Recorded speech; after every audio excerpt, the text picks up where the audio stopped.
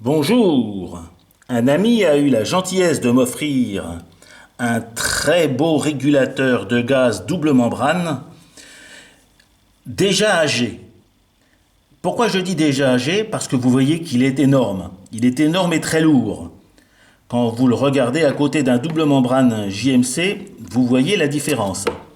Son poids significatif et sa capacité à réguler aux alentours des 3 bars et demi m'ont conduit à l'installer sur mon remorqueur à grippe que vous connaissez.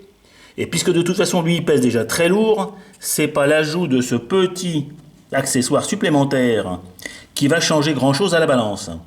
Donc je vais bientôt le tester et je vous en ferai une démonstration.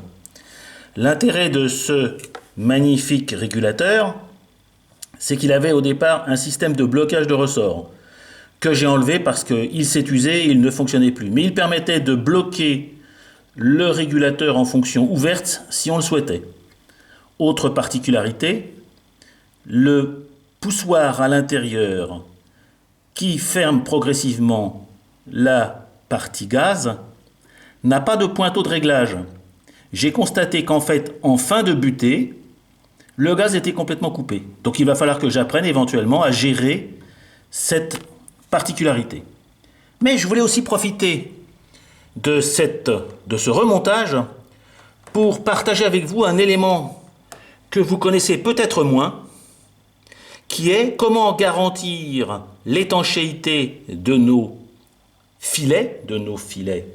Les filets sont ici les endroits où se vissent les boulons, les écrous, etc. Et les filets peuvent être soit freinés. La fonction première donc du produit à utiliser est d'empêcher le desserrage de la vis ou de l'écrou que vous positionnez, ou d'étanchéifier le dit filet. La vocation alors du produit n'est plus de bloquer, mais de garantir le plus possible l'étanchéité. En mécanique, nous utilisons 3 types de produits. Alors j'ai des marques différentes, mais l'important c'est de comprendre l'utilisation de chaque produit et après choisir dans la marque. Je fais exprès de vous montrer les 3 marques parce qu'il se trouve que j'ai acheté 3 marques. Le premier produit, qui s'appelle le Loctite 542, le Loctite 542, est ce qu'on appelle en anglais un thread sealant. C'est-à-dire que c'est un produit qui a pour vocation non pas de bloquer un filetage, mais au contraire d'en garantir l'étanchéité.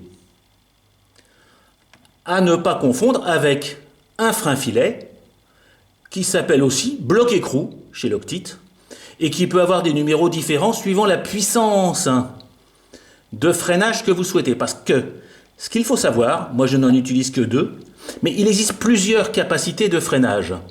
Cette résine de freinage, appelée aussi frein-filet, a pour objectif de faire ce qu'on appelle des freinages forts.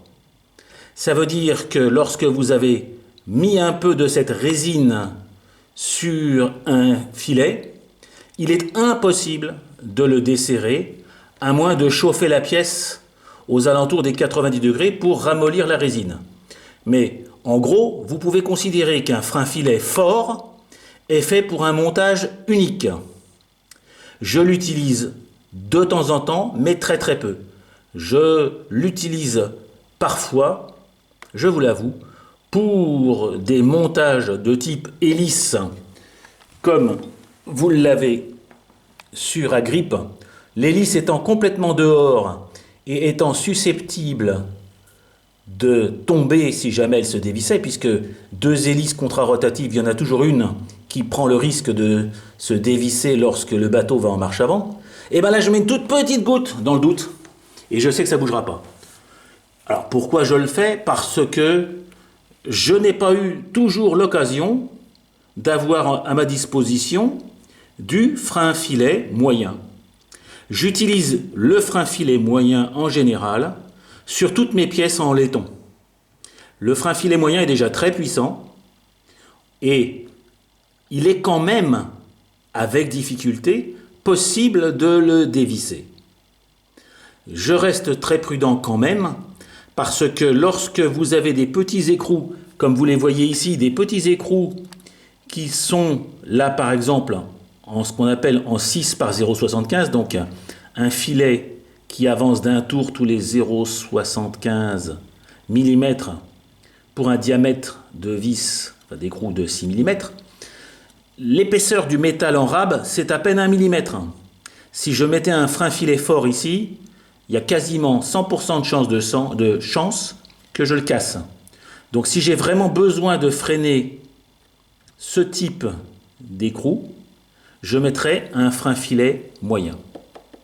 Sur les chaudières, dans 99% des cas, comme ici par exemple, ici j'ai mis une petite rondelle de téflon pour écraser, entre guillemets, la pièce sur la chaudière. On peut mettre aussi bien sûr du téflon pour faire de l'étanchéité, mais je privilégie quand même à ce niveau-là le Loctite Thread Sealant parce que la pression d'éjection n'existe pas, la pression de rotation n'existe pas. La seule chose que je souhaite à cet endroit-là, c'est d'éviter tout de suite. Donc, pour résumer, lorsque vous souhaitez sur une pièce qui n'a pas trop de mouvement ou qui n'a pas de mouvement mécanique, si vous en souhaitez assurer l'étanchéité, vous prenez un thread sealant, c'est-à-dire un étanchéifieur de filet.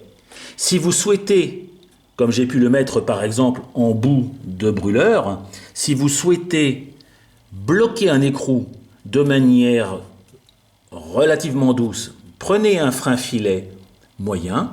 Et lorsque vous voulez vraiment bloquer une pièce, je pense que c'est plus utilisé, d'ailleurs c'est pour ça que je l'ai acheté dans un magasin automobile, c'est beaucoup plus vrai dans l'automobile où les vibrations sont beaucoup plus fortes. Et bien, quand vous voulez vraiment bloquer une pièce, vous utilisez une résine de freinage ou un frein filet fort. Voilà, donc 3 produits, 3 usages que je retrouve aussi bien dans le modélisme que dans la vraie vie. Au revoir les amis.